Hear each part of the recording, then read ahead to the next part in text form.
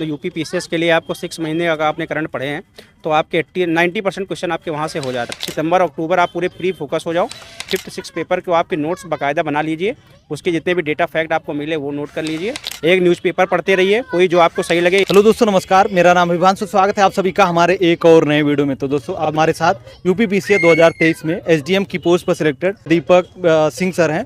Sir का selection अभी UP PCS 2023 की परीक्षा में हुआ था। तो आज के इस वीडियो में जानेंगे इन्होंने अपनी कैसे तैयारी रखी थी, क्योंकि इसके पहले कांस्टेबल की पोस्ट पर सर का सिलेक्शन हुआ था। लगभग 4 से 5 साल वहाँ पर जॉब भी किए थे। तो उसके साथ साथ सर ने तैयारी की थी, कैसे की थी, सब कुछ आज के इस वीडियो में क्लियर करेंगे। बस आप लोग वीडियो में एंड तक बने रहिएगा। सर, हमारे व्यूअर्स जो वीडियो देख रहे हैं, हमारी तरफ से आपको बहुत बहुत बधाई सर। धन्यवाद हिमांशु, आप मुझे देर से पकड़ पाए इसके लिए मैं क्षमा प्रार्थी भी हूँ कि आपको समय नहीं दे पाया। आज समय मिला है तो मैं सोचता हूँ आपको समय दिया है। सर, हम जानना चाहेंगे, जैसे कि कई सारे छात्रों के मन में ये मतलब सवाल रहा होगा कि मतलब आपका जब सिलेक्शन हुआ आप कैसे टाइम अपना मैनेज करते, क्योंकि लगभग 4-5 साल आप जॉब में थे, तो उसके साथ साथ आपने तैयारी कैसे की?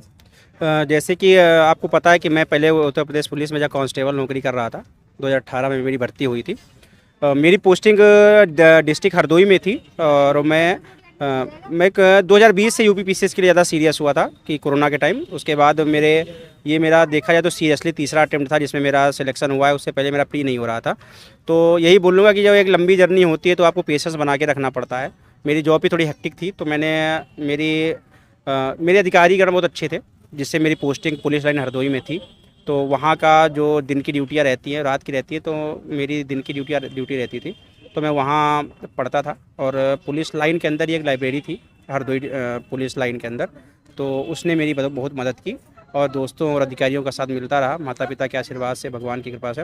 तो मेरा सिलेक्शन एज डिप्टी कलेक्टर 2023 में 20वीं रैंक के साथ हुआ। अच्छा सर, जैसे कि जब आपका पुलिस विभाग में मतलब पोस्टिंग हुआ था, ज्वाइनिंग हुई थी, तो उसके पहले भी आपने कहीं ना कहीं मतलब पीसीएस की तैयारी के बारे में सोचा था, या फिर आप वहाँ जाने के बाद आपको लगा नहीं अभी यहाँ से निकल कर और थोड़ा बड़े पोस्ट पे जाना है?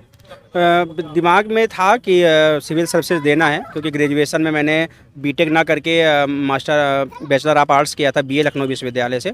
तो दिमाग में ही था, और सब्जेक्ट का चुनाव भी वैसा ही था, लोक प्रशासन और इतिहास और पब्लिक पॉलिटिकल साइंस। लेकिन कुछ सिचुएशन ऐसी बनी 2017-18 के अराउंड कि मुझे नौकरी की ज़रूरत थी और यूपी पुलिस में उसी साल वैकेंसी क्लियर हुई थी, तो मुझे ज्वाइन करना पड़ा और 5.5 साल मैंने नौकरी की। दोस्तों, क्या आप लोग को पता है पीडब्ल्यू ओनली IAS सेलिब्रेट कर रहा है अपना प्रतिज्ञा दिवस, जो कि यूपीएससी का बिगेस्ट फेस्टिवल है, जहां पर आपके पास मौका है यूपीएससी की सभी कोर्सेज पर 60% तक का डिस्काउंट पाने का। यदि आप लोग ऑनलाइन पीडब्ल्यू ओनली IAS का यूपीएससी का फाउंडेशन कोर्स करना चाहते हैं, तो जिन छात्रों का टारगेट यूपीएससी 2026 है, उनके लिए संकल्प 2.0 बैच, जो की इंग्लिश और हिंदी मीडियम में है, टाइटन बैच इंग्लिश मीडियम वालों के लिए है, जिसका फीस अभी 10,499 रुपए। और जिन छात्रों का टारगेट यूपीएससी 2025 है, उनके लिए प्रहार 4.0 बैच, जो कि इंग्लिश और हिंदी मीडियम में है, टाइटन 5.0 बैच, जो कि इंग्लिश मीडियम वालों के लिए है। अभी इसका फीस 7,999 रुपए है। और वहीं दोस्तों, यदि आप लोग ऑफलाइन माध्यम से यूपीएससी या स्टेट पीसीएस की तैयारी करना चाहते हैं, तो यहाँ भी आपके लिए 30% डिस्काउंट पाने का मौका है। पर आप सिर्फ 500 रुपए में अपनी सीट बुक कर सकते हैं। इनके ऑफलाइन सेंटर की बात करें तो इनका ऑफलाइन सेंटर करोल बाग, मुखर्जी नगर, पटना, लखनऊ में। और यदि आप लोग यूपीएससी का ऑप्शनल कोर्स करना चाहते हैं, जहाँ पर आपको anthropology, PSIR, history, public administration, sociology, geography, mathematics, Hindi साहित्य, सभी ऑप्शनल कोर्सेज है, जिसका फीस अभी 7,499 रुपए है। दोस्तों, यदि आप लोग यूपीएससी का कम्बो बैच ज्वाइन करना चाहते हैं, तो जिन छात्रों का टारगेट 2026 है, उनके लिए संकल्प 2.0 बैच प्लस ऑप्शनल साथ में आपको कम्बो मिल जाएगा, और टाइटन बैच प्लस ऑप्शनल साथ में मिल जाएगा, जिसका फीस अभी 16,999 रुपए है। वहीं जिन छात्रों का टारगेट यूपीएससी 2025 है, उनके लिए प्रहार 4.0 बैच ऑप्शनल साथ में है, टाइटन 5.0 बैच प्लस ऑप्शनल साथ में, यानी कम्बो बैच है। इसका फीस अभी 14,499 रुपए है। तो दोस्तों, अभी इन फेस्टिवल ऑफर्स का लाभ उठाइए। इन सभी कोर्सेज का लिंक वीडियो के डिस्क्रिप्शन बॉक्स में दिया गया है। इनमें से कोई भी कोर्स परचेज करते टाइम यदि आप स्क्रीन पर दिया गया हमारा कूपन कोड VP1K यूज करेंगे, तो आप लोग को एक्स्ट्रा डिस्काउंट भी देखने को मिलेगा। तो देखा जाए तो मेरा एक सपना तो कॉलेज की लाइफ से ही था कि ये सिविल सर्विसेज देना है, लेकिन फिर नौकरी में आने के दौरान फिर थोड़ी ट्रेनिंग होती है, फिर कुछ उत्तरदायित्व होते हैं, जिस नौकरी में आप होते हैं उसको करना पड़ता है। फिर एक समय के बाद फिर मैं ज़्यादा सीरियस हुआ आफ्टर कोरोना कि नहीं, मुझे अब देना है सीरियस अटेम्प्ट। फिर मैं लगा रहा, लेकिन मेरा कहीं ना कहीं मेरा जो सपना था ये कॉलेज के टाइम में था। सर, अगर बात करें प्रीलिम्स के एग्ज़ाम की, क्योंकि लगभग अगर एग्ज़ाम की डेट भी आ चुकी है, तो 4 से लगभग 4.5 महीने का टाइम अगर आज से माने तो तो उसके लिए क्या रणनीति बनाएं, कैसे मतलब तैयारियां करें, क्योंकि अगर पहले से कोई तैयारी करा है तो अभी के टाइम पर क्या क्या चीज़ें उसको करनी चाहिए, क्या चीज़ें मतलब उसको इग्नोर करनी चाहिए मतलब अभी के टाइम पर। अगर जो पहले से तैयारी कर रहा है उसके लिए तो यही है कि अभी 4.5 महीने तो है ही हैं। तो आप कोशिश ये करो कि अभी 1-2 महीने आपका अपना 3 महीने मेंस और प्री का एक थोड़ा ऐसा शेड्यूल बनाओ जिसमें मेंस का पार्ट ज़्यादा हो और प्री का पार्ट कम हो। तो मैं यही बोलूँगा इस समय 60-40 का रेशियो लेके आप चलिए अगर आप तैयारी कर रहे हैं यूपीपीसीएस की। और जो पेपर आपके नहीं तैयार हैं या फिर आपको लगता है कि इसमें भी और मुझे काम करने की ज़रूरत है मेंस के, तो उस पेपर पे आप ध्यान दीजिए और कोशिश ये करिए कि लगभग 40 से 50 क्वेश्चन जो प्री के उसमें स्टैटिक पोर्शन और करंट का पोर्शन एक ऐसा अपना शेड्यूल बनाइए जिसमें 30 क्वेश्चन स्टैटिक के हों, 20 करंट के हों। उसको आप करते रहिए। एक न्यूज़पेपर पढ़ते रहिए, कोई जो आपको सही लगे, इंग्लिश मीडियम या हिंदी मीडियम, जो आपको सहज लगे। और कोशिश ये करिए कि जो आपका मेंस का वैसे टॉपिक है जो प्री और मेंस दोनों में आते हैं उनको भी इसी समय आप साथ साथ तैयारी करते रहें और तैयार करते रहें। जब आपका सितंबर बिल्कुल आ जाए, अगस्त जैसे ही एंड होता है, तो आप कोशिश करो उन 2 महीनों के सितंबर अक्टूबर आप पूरे प्री फोकस हो जाओ। हाँ, और जिसे लगता है कि मेरा प्री हो जाएगा, वो तो मैं ये बोलूँगा कि वो सितंबर तक भी मेंस की तैयारी कर सकता है, आंसर राइटिंग कर सकता है। और कोशिश ये करिए इस बीच आप लोग कि जो 5th-6th पेपर है, जो अब चैलेंजिंग पेपर है यूपीपीसीएस में, और जो सिलेक्शन का आधार तैयार करता है 5th-6th पेपर, तो 5th-6th पेपर को आपके नोट्स बाकायदा बना लीजिए। उसके जितने भी डेटा फैक्ट आपको मिले वो नोट कर लीजिए और उसको रिवाइज करते रहिए साथ ही साथ। और कोशिश करिए कि 1-2 आंसर राइटिंग भी अगर आपके शेड्यूल में आप शामिल करिए, जिससे कम से कम एक वीक में 10 आंसर तो आप लिखिए कम से कम। कई सारे छात्रों का कमेंट हम देख रहे थे, आ रहा था, तो वो लोग ये जानना चाह रहे हैं, जैसे कई सारे टॉपर्स बताते हैं डाटा एंड मतलब फैक्ट वगैरह ये मतलब इंक्लूड करने के लिए बोलते हैं मेंस के आंसर राइटिंग में, या फिर प्रीलिम्स में कई सारे फैक्चुअल क्वेश्चन भी आते हैं। तो ये मतलब डाटा कहाँ से कलेक्ट करें, मतलब कहाँ से तैयार करें डाटा या फैक्ट वगैरह।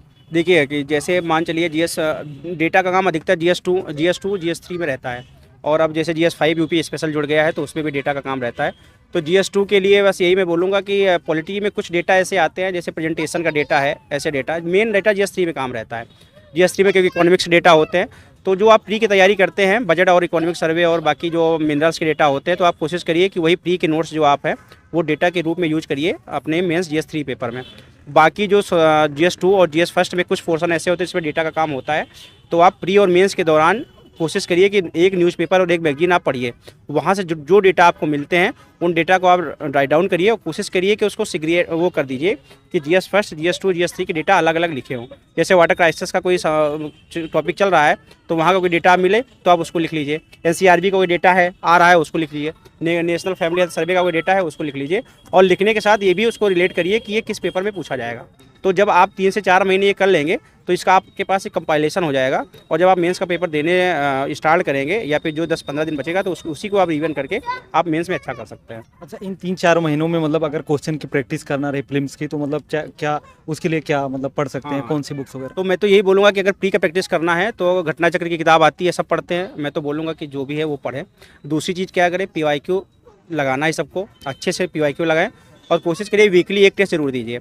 वीकली टेस्ट देने से अगर आप वीकली टेस्ट अभी से देना स्टार्ट कर देते हैं प्री का, तो पेपर के टाइम तक आप लगभग 20 से 25 पेपर दे लेंगे। तो आपको कॉन्फिडेंस देगा कि एग्जाम हॉल में जो गलतियां हम करते हैं वो हम गलतियां पहले ही टेस्ट सीरीज में कर देंगे और टाइम मैनेजमेंट आप अच्छे से कर लोगे।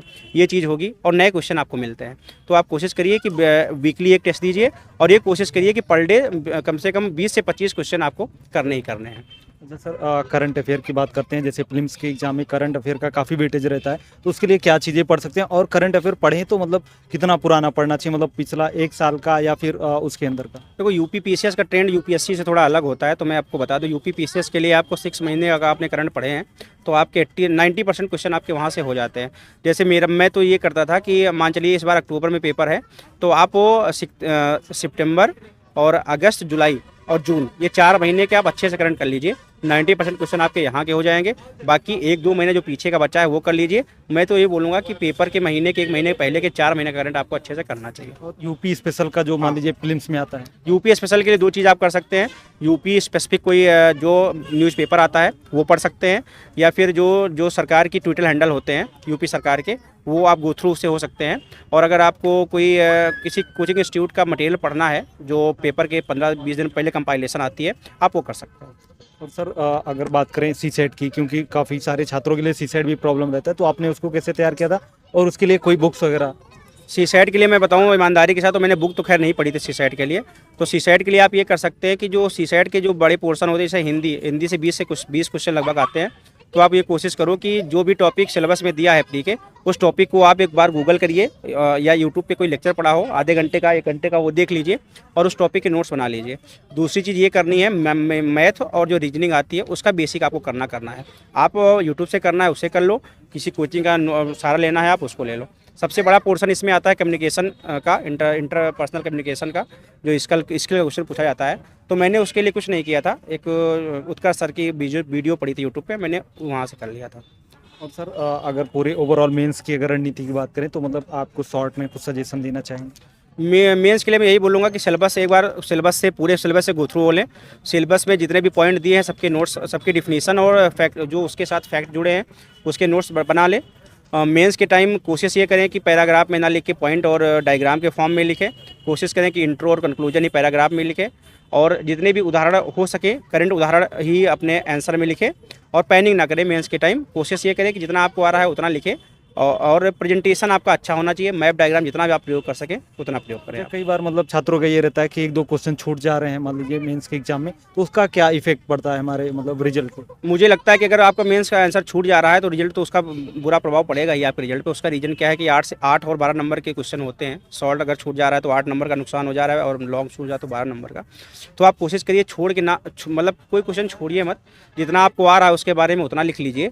और अगर आपकी टाइमिंग मैनेज नहीं हो रही है, आप 3 घंटे में पेपर नहीं कर पा रहे हैं, तो एक क्वेश्चन पे पूरा देने से अच्छा है कि उस क्वेश्चन को जितना आपको आ रहा है उतना वहाँ तक लिख दीजिए, और दूसरा क्वेश्चन जरूर अटेम्प्ट करिए। क्योंकि आप एक क्वेश्चन कितना भी अच्छा लिख लेंगे, अगर 12 नंबर का क्वेश्चन है तो 8 से 8 नंबर ज़्यादा आपको नहीं मिलेगा। लेकिन अगर आप एक पूरा क्वेश्चन छोड़ ही दे रहे हैं तो आपको 0 नंबर मिलेगा। तो इससे अच्छा है कि 8 की जगह पे 6 नंबर इधर ले लें और 4 नंबर उधर ले लें, जिससे आपका फ़ायदा हो जाएगा। और सर जो यूपी स्पेशल इस बार नया ऐड हुआ था पेपर 5 और 6, तो काफ़ी सारे छात्रों का ये था कि मतलब कहाँ से तैयार करें, और इस बार तो मान लीजिए 1 साल का अनुभव भी है, तो मतलब आपको क्या लगता है कहाँ से इसकी तैयारी की जा सकती है? देखो, जब हम लोगों ने 23 में दिया था तब बिल्कुल नया टॉपिक था। तो हम लोग मैंने क्या किया था कि वीडियो कोचिंग के नोट्स आते हैं, मैंने उसको वो किया था, और मैंने दृष्टि का सहारा लिया था, दृष्टि IAS के उसका जो बुकलेट थी उसका सहारा लिया था। दूसरी चीज़ मैंने पहले ही बोला, प्री के लिए आप क्या कर सकते हैं कि सरकार की जो ट्विटर हैंडल होते हैं उसका प्रयोग कर सकते हैं, और लोकल न्यूज़ चैनल का आप प्रयोग कर सकते हैं इस चीज़ के लिए। हाँ, और घटना चक्र की मेरे एक मित्र हैं शिवांग सिंह जी, उन्होंने घटना चक्र की एक किताब लिखी है, तो आप वहाँ से वो कर सकते हो। सर बहुत सारे छात्र भी हमारे साथ जुड़े हैं जो कि PCS की तैयारी करें, उनके लिए कोई सजेशन, सुझाव या मोटिवेशन के तौर पर? मोटिवेशन तो यही है कि आपका परिवार ही आपके लिए मोटिवेशन है। आप जिस उद्देश्य के लिए बड़े शहरों में गए हैं, उस उद्देश्य को पूरा करने के लिए आप जी जान से लग जाइए, और जितना भी ये सोच लिए सपने आपने देखे हैं तो आपको ही पूरे करने पड़ेंगे। तो लगे रहिए, और इस बार 2024 में आप हम लोगों के समझ डिप्टी कलेक्टर या PCS में सिलेक्शन लेके आइए। धन्यवाद सर, आपका बहुत बहुत धन्यवाद कि सर आपने बना बहुत ही कीमती समय दिया। बहुत बहुत धन्यवाद दिवांशु। तो दोस्तों आप लोग को आज का वीडियो कैसा लगा आप लोग एक बार कमेंट करके जरूर बताइएगा। यदि अच्छा लगा हो तो वीडियो को लाइक, कमेंट और शेयर जरूर करिएगा। चलिए फिर मिलते हैं अपने नेक्स्ट वीडियो में, तब तक के लिए जय हिंद, वंदे मातरम।